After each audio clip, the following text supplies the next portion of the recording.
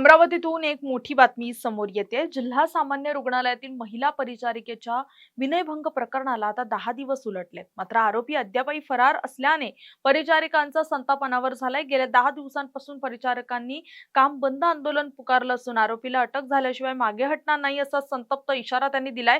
यात पोलीस आणि रुग्णालय प्रशासनाकडून हलगर्जीपणा होत असल्याचा गंभीर आरोपही करण्यात आलाय। याबाबत नेमकं काय म्हणणं आहे आंदोलक परिचारिकांचं पाहूया। नमस्कार, मी ज्योत्स्ना शिवरकर, महाराष्ट्र राज्य परिचारिका संघटना मुख्यालय लातूर, जिल्हा अमरावती, ब्रांच अमरावती।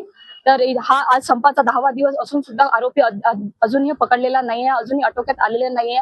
आणि आम्ही सगळीकडे निवेदन दिलेले आहे, डीन सरांना दिलेलं आहे, सीएस सरांना दिलेलं आहे, यशोमती ठाकूर सरांकडे दिलं आहे, पण अजूनही आरोपी सापडलेला नाही आहे। तर याचा आम्हाला खरंच म्हणजे हे खरंच याची ही बाब आहे की अजूनही एवढ्या महिला कर्मचारीवर एवढा हे अत्याचार होऊन सुद्धा एक कर्मचारी मला सापडत नाही, एक आरोपी सापडत नाहीये। ही लाजिरवाणी गोष्ट आहे। काय वाटते, 10 दिवस झाले तरी सुद्धा आरोपी सापडला नाही, पोलीस प्रशासन कुठेतरी निष्क्रियपणा हलगर्जीपणा करते असं काय वाटतं? नक्कीच पोलीस प्रशासन हलगर्जीपणामुळेच हा कारभार होत आहे। जर पोलीस प्रशासनाने हा जर रेटून धरलेला आहे, आज महिला कर्मचारीचा एवढा मोठा अत्याचार त्याच्यावर झालेला, त्यांनी रेटून जर पकडला असला तर खरंच आज आरोपी आपल्या अटकेमध्ये असतात। सीएसचं काय म्हणणं आलंय? सीएसचं म्हणणं आहे की लवकरात लवकर आरोपीला अटक करण्यात यावी असं त्यांनी दिलेलं आहे। आम्हाला सुद्धा आश्वासन दिलेलं आहे, पण फक्त आश्वासनावर काम होणार नाही आहे, याच्यावर कार्य झालं पाहिजे।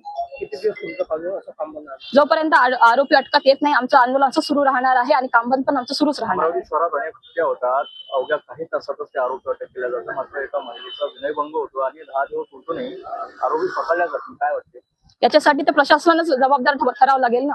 याच्या प्रेशर त्यांच्यावर होत आहे की आमचं प्रेशर म्हणजे महिलेसाठी ते अगदी जागृत नाही आहे किंवा ती आमची खबर घेत नाहीये, हे प्रशासन निष्काळजीपणा करत आहे, हेच दिसून येते। त्या संदर्भात तुम्ही लोकप्रतिनिधी समोर आले? यशोमती ठाकूरला आम्ही याचं निवेदन दिलेलं आहे आणि त्यांनी याची बाब घेतलेली आहे। लवकरच त्याचा खुलासा त्याचा निकाल ते देणार आहे की त्याचा खुलासा सुद्धा होऊ शकतो।